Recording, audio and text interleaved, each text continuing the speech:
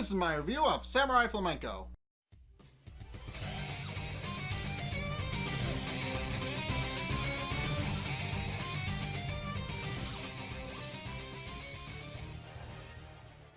Okay, so in this episode, it's established that there is indeed a rival hero attempting to, I guess, usurp all the fame that Samurai Flamenco is having lately. And she comes branding her own new brand of justice.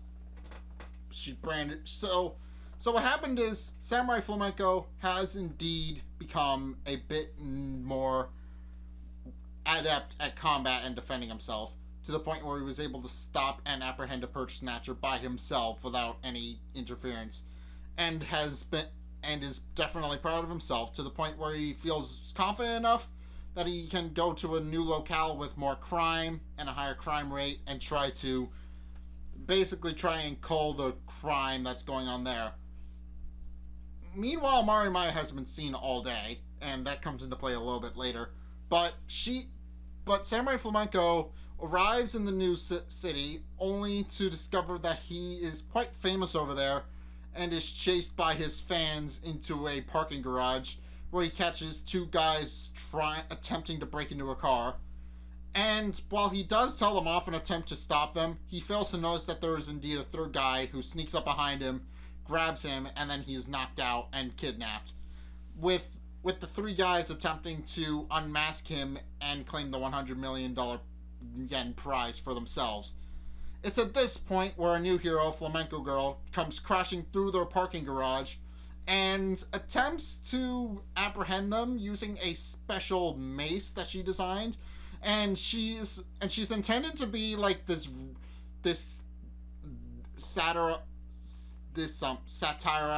version of the Magical Girl series, which is part of the superhero genre of media, but is kind of like an offshoot of it, and is kind of different in its own right in that it isn't exactly superhero related, but it is part of the superhero genre. It's complicated. It's more like superhero. It's more like a superhero genre for a female audience, I guess, for lack of a better word. So she shows up and bludgeons all the guy with her special mace that she has designed specifically to fight crime with, and beats them all up and kicks them in the balls to add insult to injury. Then frees Samurai Flamenco and they escape in her Jeep with that she crashed through the wall. And then reveals that she knows who Samurai Flamenco is, and reveals herself to be, surprise, surprise, Marimaya, although you could probably piece that together by looking at her.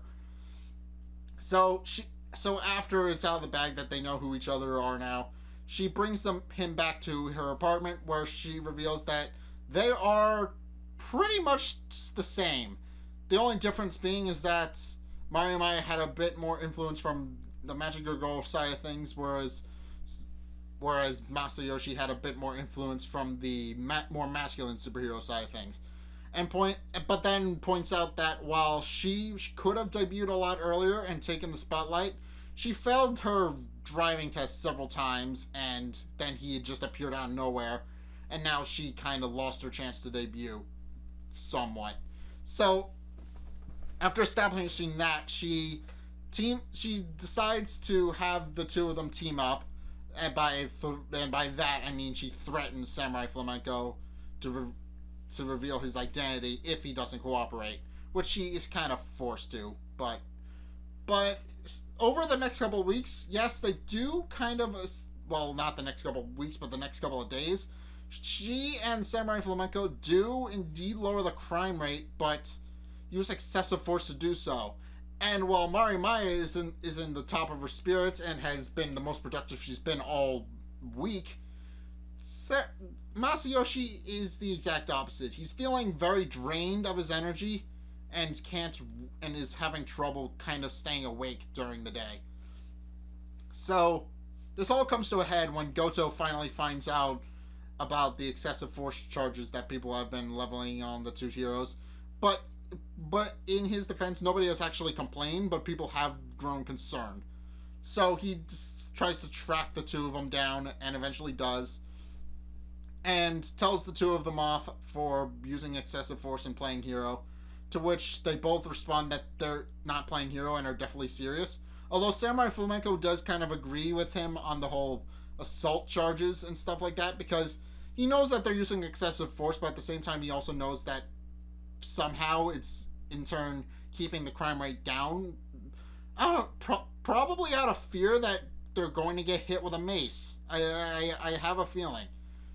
But but then they just flee the scene, and when Goto-san tries to follow them, Maya zaps him with a taser weapon inside her mace, and they're forced to flee without helping him. So Masayoshi forces Maya to apologize the next day by basically dragging her kicking and screaming to the precinct, and after a brief hostile interaction with Goto, apologizes personally for what happened yesterday, and makes Maya apologize too, only for Maya to run away after apologizing because of the heretofore unknown fact that she apparently has a uniform fetish and has a hard time facing Goto because of it. So she apologizes very quickly and curtly and runs like hell. So and true to form, apparently her uniform fetish has reached the point of infamy within Triple M, because both Mo and Mizuki comment that half the songs she wrote that week are all about her uniform fetish. So yeah, she has a uniform fetish, and it is going to be a recurring joke from here on forward, because she does indeed have a bit of a problem. So she has a uniform fetish. I've established that, but it gets worse as the episodes go on, to the point where she basically manipulates Goto-san into dressing up in his uniform without him noticing or realizing it, and it becomes a running joke for the rest of the series. But the thing about this is that it establishes that the Samurai Flamenco and Flamenco Girl have two completely different sets of what they believe justice to be. Samurai Flamenco believes doing the right thing through words rather than action, whereas Maya believes keeping the peace using brute force. So it's clear that that's going to be coming into play later, and it does. Very next episode, as a matter of fact, it comes into play very soon. But it's clear that there is going to be a rift between the two heroes going forward, and it's very obvious that that's what's going to happen. But if you guys have seen this episode of Samurai Flamenco, what did you guys think? Let's get a discussion going in the comment section down below, or over on my Discord server, link in the description. Anyway, thank you guys so much for watching. If you enjoyed, be sure to like, comment, and subscribe. Also, be sure to follow me on Facebook and on Twitter in the description below. And also, check out my Patreon description below as well. It's only a couple bucks a month, and it really helps me out, so I would definitely appreciate it if you did that. But anyway, thank you guys so much for watching, and until next time, I will see you guys in the next video. Peace! Gorgeous dresses. This way of saying it isn't so good, but I felt it would be more appropriate for her to be in the upper class, rather than being somewhere like this. Well, was I too friendly? Sorry, I know you, so I just speak